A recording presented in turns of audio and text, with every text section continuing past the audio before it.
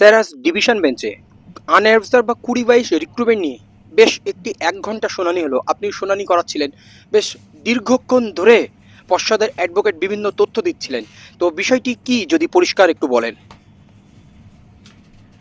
দেখুন, এখানে যেটা ইস্যু সেটা হচ্ছে যে একটা রিক্রুটমেন্টে যেটা কনসিডারেশন হওয়া উচিত সেটা শুধুমাত্র মেরিট, মানে রিক্রুটমেন্ট পাবলিক এমপ্লয়মেন্টে আপনার মেরিট ছাড়া অন্য কিছু বিচার্য হতে পারে না। এটাই হচ্ছে আমাদের বিষয়বস্তু, যেটা কোর্টের সামনে তুলে ধরা হয়েছিল। ইস্যু কি? ইস্যু হচ্ছে যে 22-এর রিক্রুটমেন্টে বোর্ড যখন West Bengal board of primary education notification দিল 11,765 ভ্যাকেন্সির, ওরা তারপরে যখন সুপ্রিম কোর্টে হলফনামা দিল 20-22 ডিএলএড মামলাতে 2024 সালের জানুয়ারি মাসে, সেই হলফনামে ওরা কি বললো? ওরা বললো যে আমরা 9,533 জন ভ্যালিড ক্যান্ডিডেট পেয়েছি বা এলিজিবল ক্যান্ডিডেট পেয়েছি, এবং ওরা আমাদেরকে একটা সাব ক্যাটাগরিতে ফেলে দিল যেটাকে নাম দিল আনঅ্যাবজর্ব। এবার আনঅ্যাবজর্ব কথাটা এই রিক্রুটমেন্টের ইতিহাসে সম্ভবত প্রথম, মানে আজকে বেঞ্চের কাছে যখন মহামান্য ডিভিশন বেঞ্চে যখন শুনানি হচ্ছিল তখনও কিন্তু বেঞ্চের কাছেও এই শব্দটা নতুন, আনঅবজার্ভ। তো আনঅবজার্ভ মানে আমরা যে একদম খেলার বাইরে চলে গেলাম, ব্যাপারটা কিন্তু তা নয়।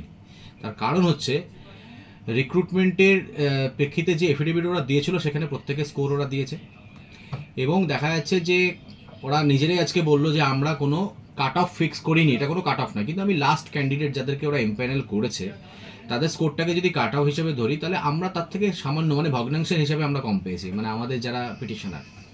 সুতরাং আমরা যোগ্যতা মানের বিচারে একেবারেই যে আসছি না ধরাছোঁয়ার মধ্যে, তা নয়। এইবার কি হলো, ওরা নিজেরাই একটা 11,765 থেকে 9,533 কেটে দিয়ে বাকিটা সুপ্রিম কোর্টের কাছে এমন করে তুলে ধরলো যে এই সিটটাতে আমরা কোনো যোগ্য ক্যান্ডিডেট পাইনি।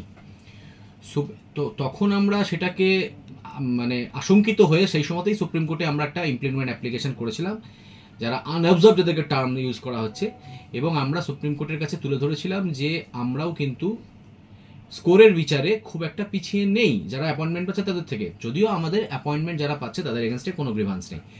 এমনকি 20-22 ডিএলএডের ক্যান্ডিডেট যারা রিক্রুটমেন্টে অংশগ্রহণ করছে, আমাদের তাদের রিক্রুটমেন্টে অংশগ্রহণ করার ক্যান্ডিডেচার হিসাবে তাদের ক্যান্ডিডেচারের ক্ষেত্রেও কোনো গ্রিভান্স নেই। কিন্তু বোর্ড, আমাদের মনে হয়েছে বোর্ড সুপ্রিম কোর্টের অর্ডারটাকে শিল্ড করে শুধুমাত্র তাদেরকেই অ্যাপয়েন্টমেন্ট দিতে চাইছে 20-22 ক্যান্ডিডেটদেরকে, এটা আমাদের মনে হয়েছে। এবং এই আশঙ্কা থেকে আমরা রিট পিটিশন করেছিলাম। আমরা যখন রিট পিটিশন করেছিলাম, সেই রিট পিটিশনের প্রথম শুনানি যেটা মে মাসে হয়েছিল, সেখানে বোর্ড বলেছিল যে আমরা পড়ে থাকা ভ্যাকেন্সিতে কাদেরকে নিচ্ছি না নিচ্ছি সেটার ব্যাপারে আমরা ইনস্ট্রাকশন নেব এবং আমরা কোর্টকে সেটা জানাবো। পরবর্তী শুনানিতে বোর্ডের তরফে এটা বলা হলো যে আমরা পড়ে থাকা ভ্যাকেন্সিতে আমরা 20-22কে কনসিডার করছি, এবং এই কনসিডারেশনটা হচ্ছে সুপ্রিম কোর্টের নির্দেশের প্রেক্ষিতে। বোর্ড পাশাপাশি এটাও বোর্ডের অফিসিয়াল স্ট্যান্ড ছিল সেই সময়তে যে আমাদের ক্যান্ডিডেটের ওরা কনসিডার করেছে, আমাদের ক্যান্ডিডেট কনসিডার করে আমরা যোগ্যতা মান পূরণ করতে পারিনি, ওই বেঞ্চমার্কে যেতে পারিনি, সেজন্য আমাদের ক্যান্সেল করেছে। আজকের দিনে দাঁড়িয়ে কিন্তু আমরা আমাদের ক্যান্ডিডেটের পুনর্বিবেচনা চাইছি না। আমরা বলতে চাইছি যেটা, যে সুপ্রিম কোর্টের অর্ডারটাকে তুমি যে শিল্ড করছো, সুপ্রিম কোর্টের অর্ডারে সুপ্রিম কোর্ট কোথায় বলেছে যে পড়ে থাকা ভ্যাকেন্সিতে শুধুমাত্র বিশেষ ক্যাটাগরির ক্যান্ডিডেটদেরকেই অ্যাপয়েন্টমেন্ট দিতে হবে। পড়ে থাকা ভ্যাকেন্সিটা শুধুমাত্র বিশেষ ক্যাটাগরির ক্যান্ডিডেটদের জন্য ইয়ারমার্ক, এই কথাটা কোথায়? এটাই আমরা আজকে ডিভিশন বেঞ্চের কাছে তুলে ধরলাম, এবং আমরা সুপ্রিম কোর্টের অর্ডার থেকে পড়িয়ে দিলাম যে সুপ্রিম কোর্ট কোথাও বলেনি যে পড়ে থাকা ভ্যাকেন্সিতে শুধু 20-22 অধিকার। সুতরাং আজকে যদি আমি এটা দেখাতে পারি, বা 20-22 ক্যান্ডিডেট যাদের তুমি ইন্টারভিউ নিলে সুপ্রিম কোর্টের নির্দেশের প্রেক্ষিতে, তাদের টোটাল কম্বাইন্ড স্কোর আমার স্কোরের থেকে কম হয়, তাহলে তারা কেন চাকরি পাবে, আমি কেন পাবো না? এটাই এই ক্ষেত্রে আমাদের যেটা দরকার ছিল সেটা হচ্ছে বোর্ডের একটা অফিসিয়াল স্ট্যান্ড, যেখানটায় বোর্ড এটা বলবে যে পড়ে থাকা ভ্যাকেন্সিতে শুধুমাত্র মেরিটের ভিত্তিতেই অ্যাপয়েন্টমেন্ট হবে, অন্য কিছুতে ভিত্তিতে নয়। কারণ মাথায় রাখতে হবে যে এনআইএস এর ক্যান্ডিডেটরাও এর মধ্যে কিন্তু সুপ্রিম কোর্ট থেকে অর্ডার নিয়ে এসছে, তার প্রেক্ষিতে ভেরিফিকেশন হয়ে গেছে, কিন্তু তাদের ক্যান্ডিডেটের ক্ষেত্রেও বোর্ড আর কোনো উচ্চবাচ্য করছে না। তাহলে বোর্ড কি শুধুমাত্র একটা বিশেষ শ্রেণীর ক্যাটাগরির জন্যই ভাবছে? সেটাই আমাদের তুলে ধরার ব্যাপার ছিল। কারণ আমরা দেখছি যে বোর্ড যখন সিঙ্গেল বেঞ্চে এই মামলাটা প্রথমবারের জন্য 2022 সালে হয়েছিল, তখনও কিন্তু বোর্ড বলেছিল যে এদেরকে আমরা কনসিডার করবো। তাহলে বোর্ড কি তাদের কন্টিনিউ ফেভার করে যাচ্ছে up to single bench of Calcutta high court till honourable supreme court?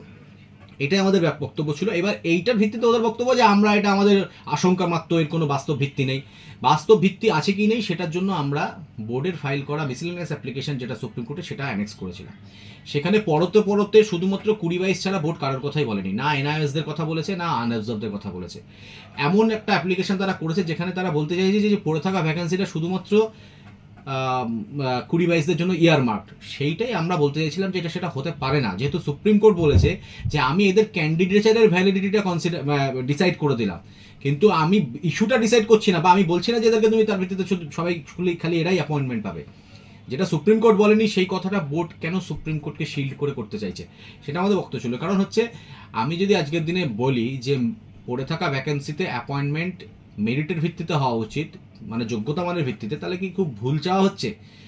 আমি কি আমরা বাড়তি চেয়েছি, এবং আজকে অফিসিয়ালি বোর্ড তো সেটাই বলছে যে আমরা রুলস অনুযায়ী যা হচ্ছে তাই নেব, এবং এই পিটিশনার মানে আমাদের তরফ থেকে কম পাওয়া কোনো ক্যান্ডিডেটকে ওরা নেবে না।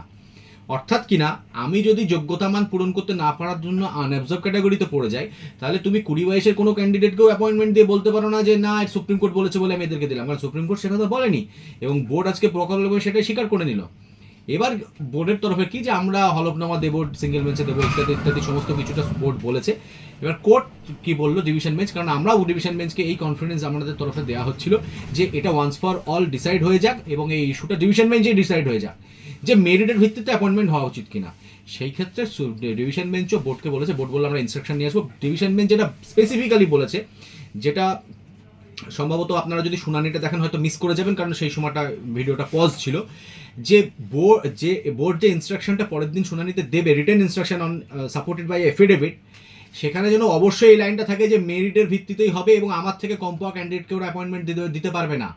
এবার ব্যাপার হচ্ছে সেটা যে আমার থেকে কম পাওয়াকে যদি তুমি অ্যাপয়েন্টমেন্ট না দাও, তাহলে ভ্যাকেন্সিগুলো ফুলফিল করবে কি করে? সুতরাং আমার ক্যান্ডিডেটকে তোমাকে কনসিডার করতেই হবে যদি পড়ে থাকা ভ্যাকেন্সিকে ফুলফিল করতে হয়। সেইটাই আমরা কোর্টের সামনে তুলে ধরলাম। আমরা এটাও বললাম যে ওরা তো প্রসিড করে যাচ্ছে এই অ্যাপয়েন্টমেন্টগুলো ফুল দেওয়ার জন্য সুপ্রিম কোর্টের অর্ডারটাকে 12 তারিখের অর্ডারটাকে 12/9/2024 অর্ডারটাকে ঢাল করে, যে সুপ্রিম কোর্ট বলেছে এদেরকে অ্যাপয়েন্টমেন্ট দিতে, তা তো নয়। তাহলে অ্যাপয়েন্টমেন্ট দেওয়ার সময়তে যারা পড়ে আছে তারা তাদের মেরিটের ভিত্তিতে যে ওই ভ্যাকেন্সি ফুলফিল করতে পারবে তাদেরকে নিতে হবে ওদেরকে। এবার ওরা আবার যদি দেখা গেল যে ওরা ইচ্ছাকৃতভাবে পুরো ভ্যাকেন্সিটাকে ফিল আপ করছে না, আমরা আবার কোর্টের দ্বারস্থ হব, কারণ পড়ে থাকা ভ্যাকেন্সিতে ক্যান্ডিডেট থাকা অবস্থায় ওদেরকে সেটা দিতে হবে। মানে আমার থেকে কম পাওয়া ক্যান্ডিডেট যেমন তুমি অবশ্যই দিতে পারবে না আমাকে না দিয়ে, তেমনি আমি যোগ্য থাকা সত্ত্বেও ফেলে রাখতে পারবে না, কারণ এটা তোমার চয়েস ছিল যে তুমি 11,765 থেকে খালি 9,533কে নিয়েছো, বাকিদেরকে নাওনি। সুতরাং এই হুইমসিক্যাল এবং এই আরবিট্রারি যে স্ট্যান্ডগুলো বোর্ডের, সেটা আমরা কিন্তু আজকে কোর্টের সামনে তুলে ধরলাম, এবং আমরা আশা করছি মহামান্য ডিভিশন বেঞ্চ এর একটা সুষ্ঠু সমাধান হবে, সেরকমই একটা নির্দেশ আমরা মহামান্য ডিভিশন বেঞ্চের কাছ থেকে পাবো আবার আগামী 13 তারিখে।